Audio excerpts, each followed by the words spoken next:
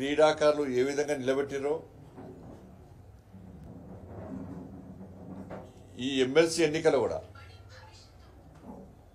పట్టభద్రుల ఉద్యోగ ఉపాధ్యాయ వర్గాల యొక్క ఆశలను భారతీయ జనతా పార్టీ ఎమ్మెల్సీ ఎన్నికల్లో గెలిచి నెరవేర్చబోతున్నది. 27వ తారీఖు నాడు కూడా మరొక మ్యాచ్ జరగబోతున్నది. మాది భారత్ ఇండియా టీం వాళ్ళది పాకిస్తాన్ టీం. ఓటర్లు ఆలోచించుకోవాలి. ఇండియా టీం అయినా మాకేస్తే మేము గెలుస్తాం.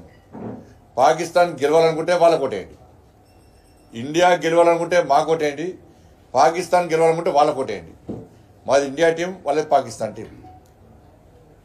ఆలోచించుకోండి. ఎవరు మీ ఆశలను నెరవేరుస్తారో ఆలోచించి ఓటేయండి.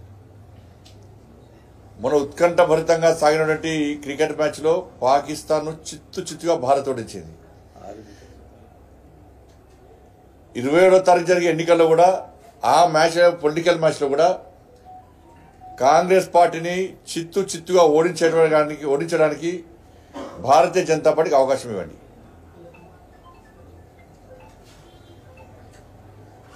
ఎందుకంటే నిన్న ముఖ్యమంత్రి గారు ఇంతవరకు నాకు తెలిసి రాష్ట్రంలో ఎమ్మెల్సీ ఎన్నికల్లో ఏ ముఖ్యమంత్రి పాల్గొనలే.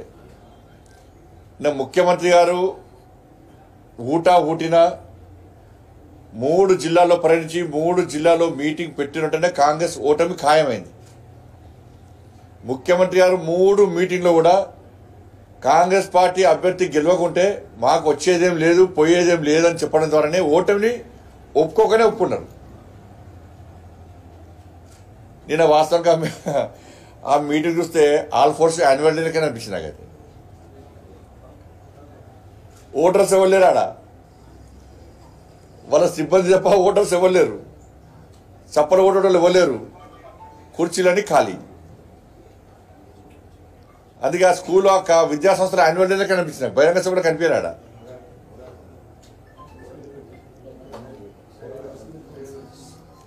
ఇవాళ అనేక విషయాలను ముఖ్యమంత్రి గారు ప్రస్తావించారు. ఇవాళ కులగణన విషయంలో సర్వే విషయంలో ముఖ్యమంత్రి గారు మాట్లాడారు. ఇవాళ స్పష్టం చేసుకున్నాను. ఇవాళ మీ మేము కులగణనకు వ్యతిరేకం కానే కాదు. కులగణనకు మేము వ్యతిరేకం కానే కాదు. మీరు 42% బీసీలకు రిజర్వేషన్ ఇస్తాంటే దాన్ని పక్కా మేము స్వాగతిస్తాం. కానీ మీరు ఇచ్చేది ఉపాధి రంగాల్లో మాకు ఇచ్చేది ఎంత? బీసీలకు ఇచ్చేది ఇంతకుముందు 27% ఉండే, ఇప్పుడు కేవలం ఇంకా 5% మాత్రం ఇస్తున్నారు. అంటే 32% ఇస్తున్నారు మాకు. ఇంకా 10% ముస్లింల రిజర్వేషన్ మాకెందుకు ఇస్తారు? ఇంకా 10% ముస్లింలకు ఇస్తున్నారు మీరు. అంటే 100లో 80 మంది వాళ్ళే ఉంటారు. ఇవాళ మీకు జనగణన తప్పు అని ఎందుకంటున్నామంటే ఇవాళ 3,90,00,000 రేషన్ కార్డులు ఉన్నాయి, ఆధార్ కార్డులు ఉన్నాయి. 3,90,00,000 ఆధార్ కార్డులు ఉన్నాయి. ఆధార్ కార్డులు తీసుకున్న వాళ్ళు ఇంకో 30 లక్షల మంది ఉంటారు. అంటే 4,30,00,000 మంది జనాభా తెలంగాణ రాష్ట్రంలో. సరే, ఇంకో లెక్క చూద్దాం. ఎన్నికల కమిషను 3,30,00,000 ఓటర్స్ ఉన్నారని చెప్పారు. 3,30,00,000 ఓటర్స్. ఇలా ఫస్ట్ నుంచి 10th వరకు చదువుకున్న వాళ్ళు 60 లక్షల మంది అని చెప్పి ప్రభుత్వం లెక్కలు చూపడుతున్నది. అంటే 3,90,00,000. ఇప్పుడే పుట్టిన వాళ్ళు ఒకటి చదువుకుంటూ రాని వాళ్ళు అందరూ కూడా వాళ్ళు ఒక 30 లక్షలు ఉంటారు. అంటే ఆ లెక్క చూస్తే 4,30,00,000. 4,30,00,000 జనాభా అన్ని రకాలుగా చూసిన 4,30,00,000 జనాభా ఉన్నప్పుడు మీ సర్వేలో 3,70,00,000 అని ఏ విధంగా వస్తుంది? ఇంకా 60 లక్షల మంది ఏడికి వేరు. మరి మీ సర్వేలో ఎందుకు రాలే? మీ కులగణన మీ సర్వే ఏ విధంగా కరెక్ట్ అవుతుందో చెప్పండి. అధికారిక లెక్కలు చూసినా అనధికారిక లెక్కలు చూసినా కూడా 4,30,00,000 వస్తున్నది.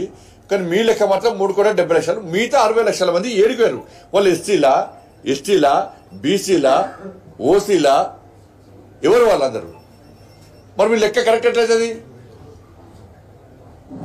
ఇవాళ కేసీఆర్ సమగ్ర సర్వే చేస్తే, కేసీఆర్ గారు సమగ్ర సర్వే చేస్తే హిందువుల మొత్తం బీసీల జనాభా ఎంత అంటే 51%.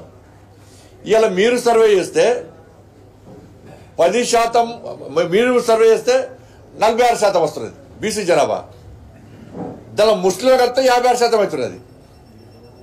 మరి కేసీఆర్ ముస్లిం మాట్లాడారు. మరి హరీష్ రావు గారు, కేటీఆర్ గారు ఇదే అసెంబ్లీలో, ఇదే ప్రభుత్వాన్ని ప్రశ్నించిన అసెంబ్లీలో, మేము మా సర్వేలో 51% బీసీల జనాభా అయితే మీ సర్వేలో 46% బీసీల జనాభా ఎట్లయింది అన్నప్పుడు ఆ రోజు ఈ ముస్లింల ప్రస్తావన ఎందుకు తీసుకురాలి మీరు అసెంబ్లీలో?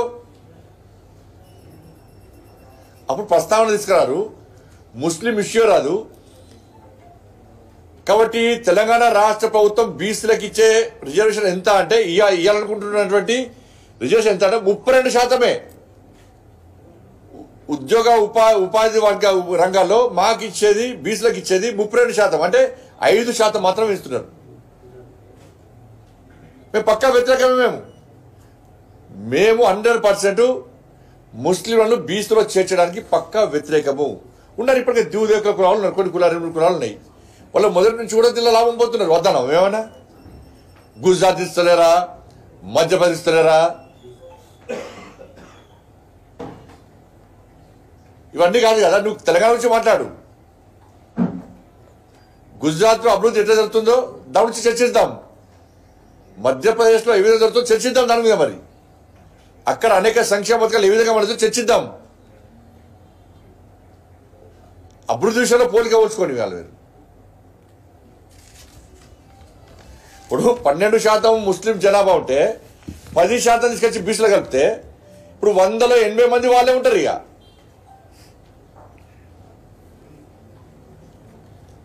ఇక ఫోన్ ట్యాపింగ్ కేసు, ఈ కేసు కేంద్రం అరెస్ట్ చేస్తారంటే విచారణ చేసేది రాష్ట్ర ప్రభుత్వం.